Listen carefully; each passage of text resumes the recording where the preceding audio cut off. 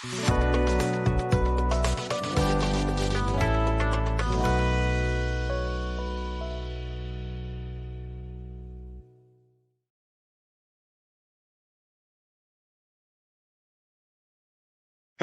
I'm John Denny with the Telos Corporation, and this is Xacta Tidbits.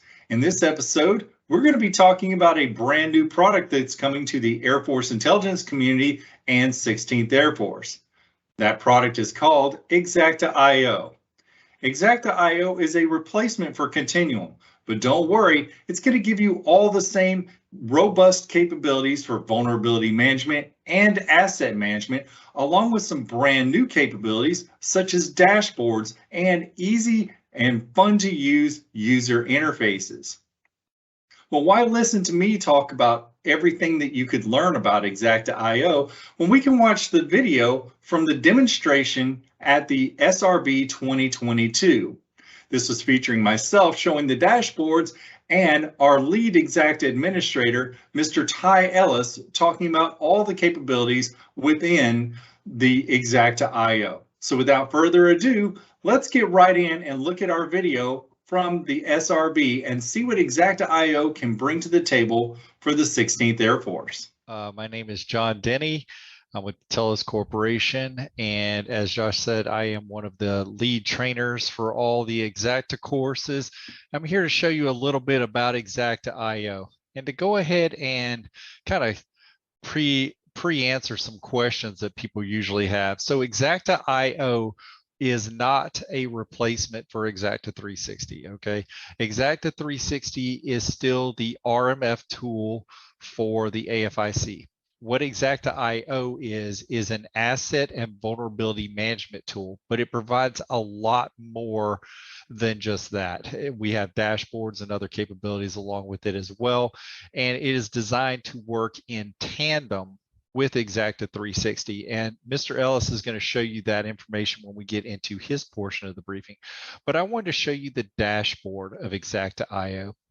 And inside here, you'll see as soon as you log in, you get your dashboard. The first thing to know is that each dashboard is unique to each user, meaning that every user can customize their dashboard to see whatever they want to whenever they log in. The dashboard is customizable by using the widgets. We have the little add widget button, and you can see here I've already got a whole bunch of widgets on my dashboard. Some of these widgets are pulling information directly from Xacta 360, and some of them are pulling some of the information directly from Xacta IO. So some things are pulling stuff about your projects and the RMF process, and some things are pulling stuff about your assets and your vulnerabilities. To give you an example, the first widget that you see up here is the authorization to operate expirations widget. And here we can see that we have a project that is already expired and one project that is about to expire. And if I want to see which project has already expired, I just click on the number here, and it's going to show me that this system is expired and it is already 71 days overdue. It expired on the 1st of March. If I want to see the other system that's getting ready to expire, I can see that it has 54 days until expiration. We can also see from within Xacta 360 all of your top failed controls. So when you're in your test plan within Xacta 360 and you've answered your test questions and it's mapped to a control and it has failed that control, this widget will pull in those failed controls over here and how many projects have failed certain controls. Like this one has 2 projects that failed and 4 projects that have passed.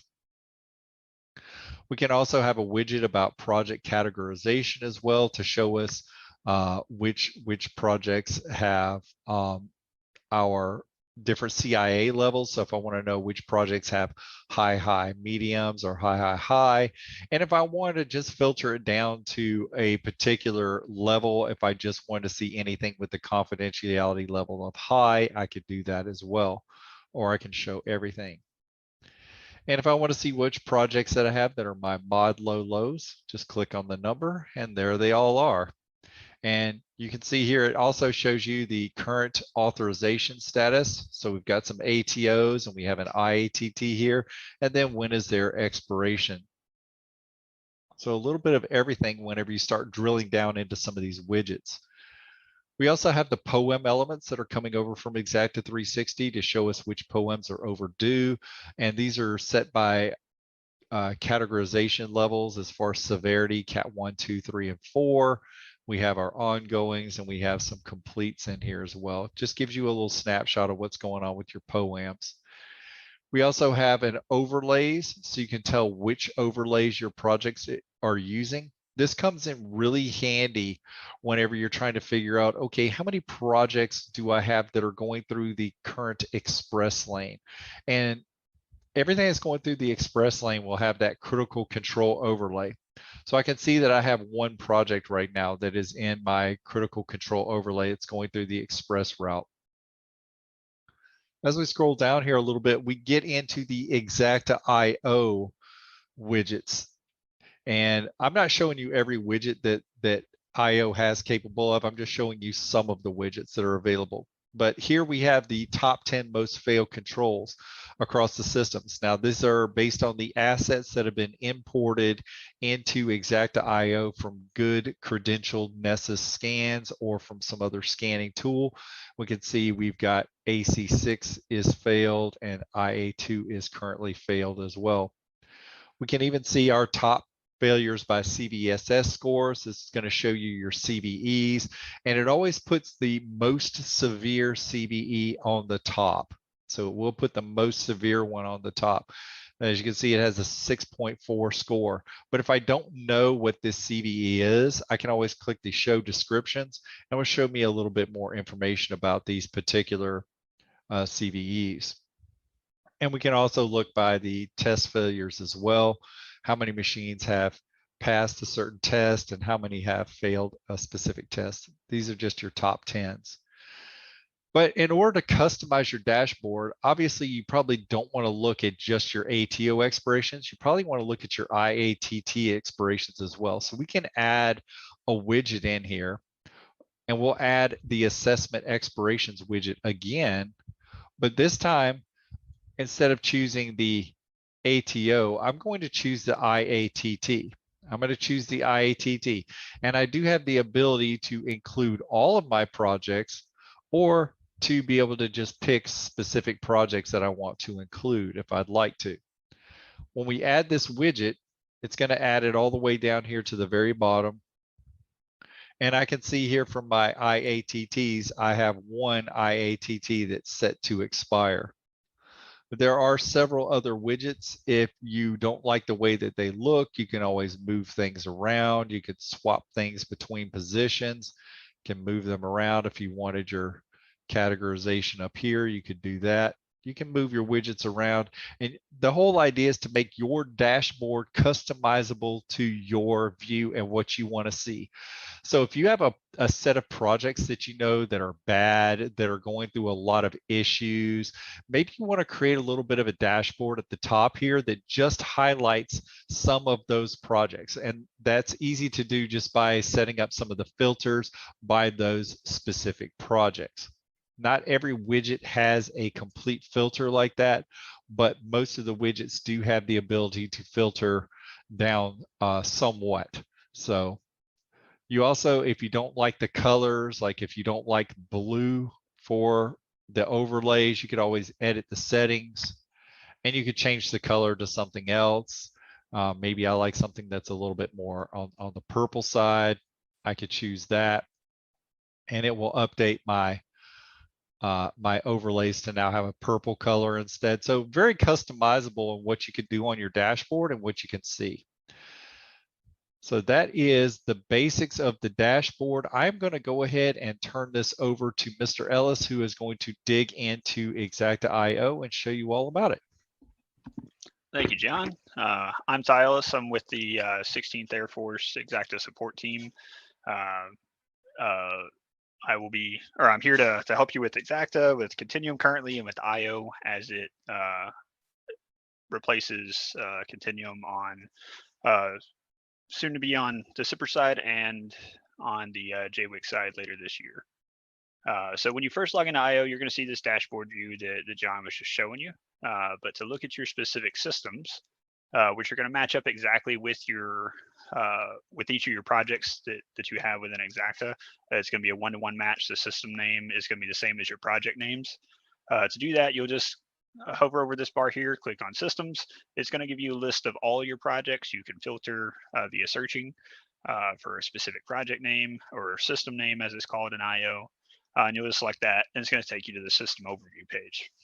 Here, you're just going to get a quick high-level overview of how many assets you have in a system, how many were scanned in that particular cycle. And we're talking, and when I say cycle, I mean your monthly test cycles or your monthly compliance scans and vulnerability scans. It'll tell you how many tests were run as part of the current cycle and how many CVE tests were run as part of that scan for the current cycle. It'll also tell you how many controls or your top 10 failed controls and how many assets failed each of those controls. Gives you a nice little high level view, and also the criticality and the types of your systems that you have in here. So to import a system, you're going to go up here to the top, or import a scan into your system rather. You'll go up to the top, click add import. You select the scanning tool that you used. So in this case, we use Nessus. So we'll do Nessus, and you have a few different options here. You can either import via a S3 bucket, a network share, or a file. With a S3 bucket or network share, you can schedule automated imports. We're not going to be doing that today. I don't have access to either of those currently at this machine, but that is something that you will be able to do. You can also drag and drop files in here, or just browse to them as normal. You can import multiple scans at a time. So if you're an organization that, say, scans your Windows desktops separate from your Windows servers, separate from your Linux servers, separate from your Cisco devices, if you have a separate scan file for each of those, you can upload them all together. It'll just process one at a time, but you can queue them all up at the same time. So the next page you'll see, you'll select your fallback system, which is going to be the boundary or the system that those scans pertain to. And the way that's going to work is for your initial import, you'll select, okay, these scans go to our system here, which we've done. Every time that you import in the future, it's going to automatically update those assets because they already exist in there. So say you accidentally selected the wrong system here. It's the IO is smart enough to say, oh, nope, assets 1 through 5, they're already over here. So we're just going to update them. Now, hypothetically speaking, say that those assets were repurposed and placed in a different project or a different system, and you were uploading a scan and it sees that, oh, nope, they're part of this one. It's going to automatically update them there, but you can always move them at a later date. You don't have to name your import job. Typically, it's good practice to do that, though, so that way you can tell why you're importing, whether it's just your monthly update, and then it's going to give you a brief summary of each of the of what you're about to do. You can click import, and it'll tell you up here that it's scheduled successfully. Generally speaking, it doesn't take very long. As you can see, we already had 5 assets in here. As part of those scans, we added an extra 2, and they're already showing up. And it probably will take another like 30 seconds or so, and then that's going to bring in the rest of the information. You can tell I don't have an analyzation percentage or vulnerability or compliance data here. So we'll just refresh real quick, and then voila, it has finished importing. It'll also notify you up here at the top. So as far as analyzing your assets within IO, you have a couple of different ways you can do it. You can analyze it by asset or by test. Using either the vulnerabilities tab here, where you can look at all of the specific tests across all of your assets. It'll tell you, like, there was just one here, one asset received this test, 4 assets received this test, so on and so forth, and what controls and CCIs these specific tests map to. The other way that you could do that is via the asset page here. You can just look at all of the tests that were run against each specific asset. So it's kind of whichever you prefer to do, whichever works best for your organization. We'll get more into that in just a second, but real quick, I want to show you one of the biggest things that's going to save you a ton of time is once you've imported your scans into IO, you can actually import that into Xacta to fill out your equipment inventory, your operating system list, and your software list. So to do that, you'll just go to your equipment inventory inside of Xacta. You'll click on import. And instead of doing the equipment inventory template that you're probably used to doing, or Continuum server, if you're a current Continuum user, you'll just select the Xacta.io server and then click import. And this could take anywhere from 3 to 5 minutes typically. So we're not going to wait. We'll go ahead and do some asset vulnerability analysis real quick, and then we'll come back to that once it is completed. So like I said, the first way that you could do this is via each specific asset. So you can see here for this asset here, I have 91 tests, 31 fails, and 46 passes, 14 not applicables. You can also look at your compliance data for all of those tests that we're able to map to a specific control. And you can see how this specific machine stacks up on this. You can see the asset info, you can see the OS and software information, and you can see the hardware information such as MAC address, IP address. If you have the right plugins for your scan for the specific OS, you can actually bring in your model serial number, vendor information, and CPUs, NetBIOS, and drives as well. But you will have to make sure that you have the appropriate plugins for whatever your machine is running operating system wise. Same goes for your software. Or your OS rather, it'll bring in all of that information provided that you have the right plugins to bring in said information. And your tests are going to come in via those plugins that were run. And when I'm talking about plugins, I'm talking specifically about Nessus plugins. So you can actually see for each of the tests, the plugin ID right here under the vendor, which is Nessus, and then the ID is 21156 in this case. So you can see that that plugin specifically included quite a few tests here, quite a lot. That's like 15, 16 of them, maybe a lot more than that because I can't count. Anyway, so that brought in quite a few tests. But as this is a Windows 7 machine, it should have way more than 91 tests. So this scan was definitely missing a lot of plugins. So this is one of the things that you'll be able to see as you're doing your analysis is, did my scan actually reach out and capture all the data that it could or should have how it's currently configured, which the answer to this one would be no. Because like I said, based on this being a Windows 7 machine, if anybody here is familiar with doing STIG compliance or stigging a machine, you know that Windows typically has somewhere in the 200 to 300 range of settings that you would have to do. So you would need those plugins that are checking those settings, and that's typically each of those STIG settings specifically is going to be a separate test that comes in here. And that's not even including all the software tests that would be included, so on and so forth. So for each machine, you probably will have upwards of 500 tests if everything is, depending on the different software that you have, of course. It could be, it should be a lot more than this. So that would definitely be something you want to look into or look at to make sure that you're getting the best possible quality scans you can. Additionally, you want to check to make sure this credentials column right here, that you want to check that the tests are actually credentialed tests, which is going to be reflective or indicative of if it was actually able to get good data via it having the proper credentials for that machine, which as you can see here, it's a yes, so it's good to go.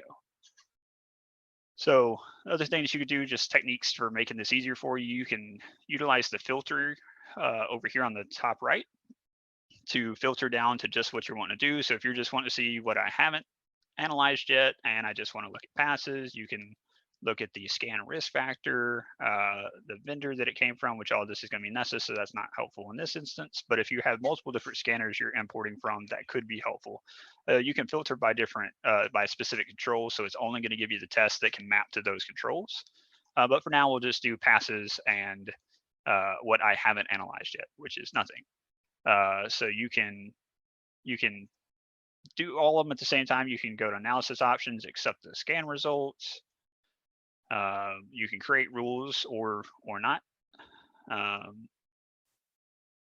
we can go over here do our not applicables. We'll kind of do something similar. You can also dig straight down into each of these tests, and it's going to pop up a little window that tells you when exactly that was tested, what the information is, the plugin IDs again, if it was scanned with credentials. It'll give you a description of that test that's run, and then the additional details as per whatever came in that scan.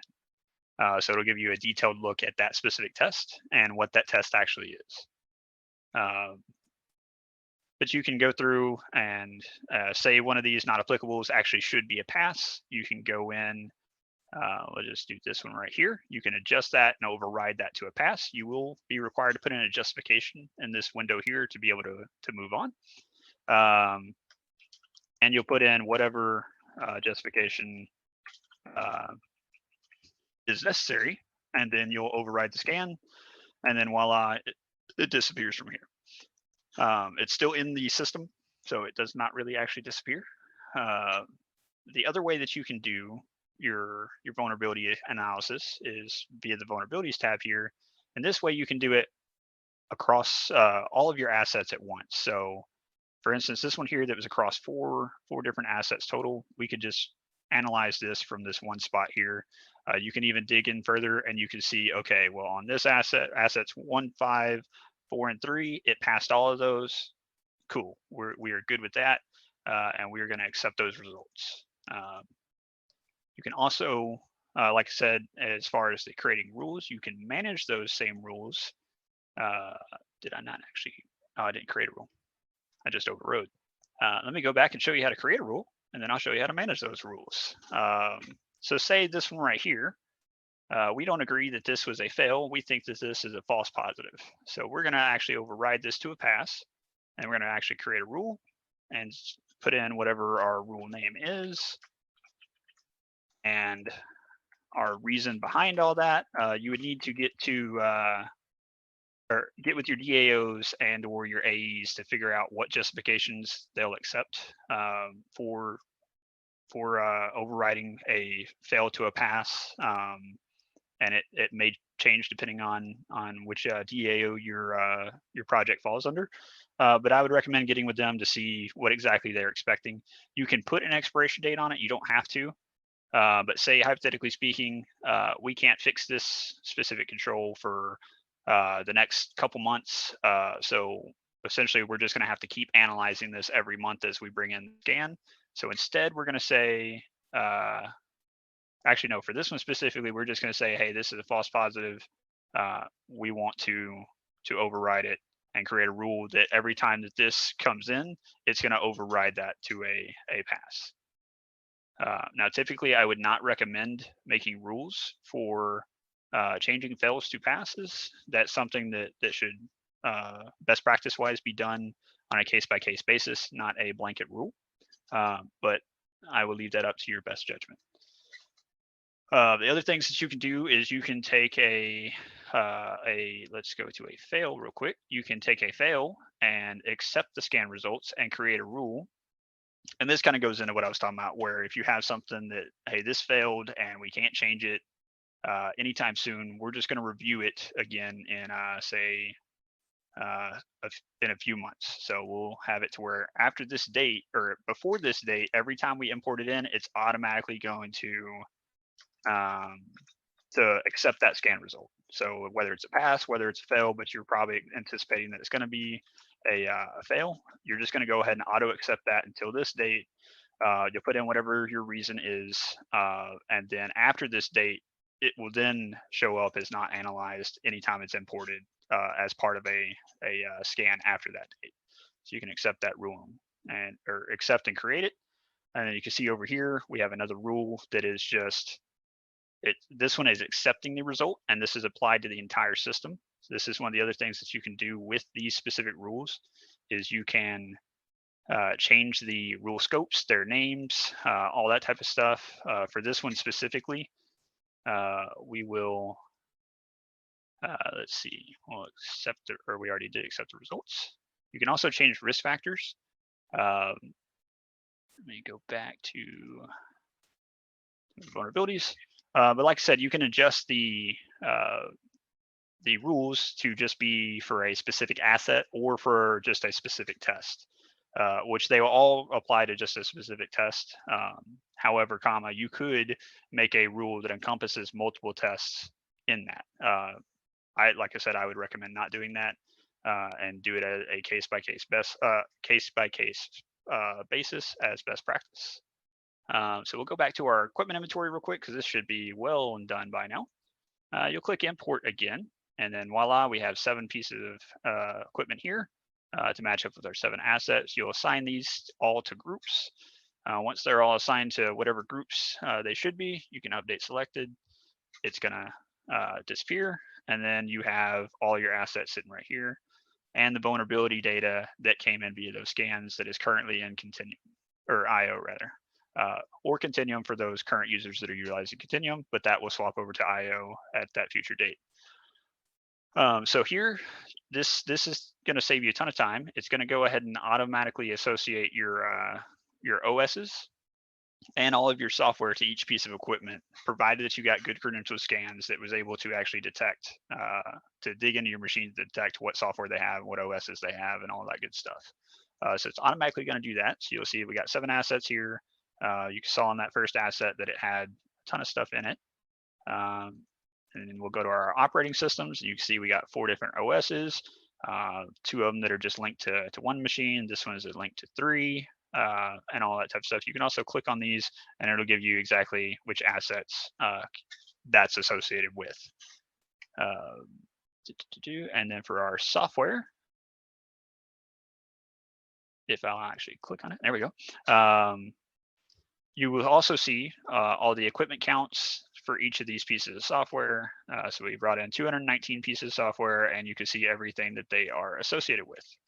Now, the one thing I do want to highlight here is while it will automatically bring in your equipment, your OSs, and your software, once you've imported that in via your equipment tab, it will not automatically mark these as published. So you will need to select these as published, at least on that initial import when you bring them in. So if you got a couple pages worth of them here, you'll just select all, hit save, and then go to your next page, select all, hit save.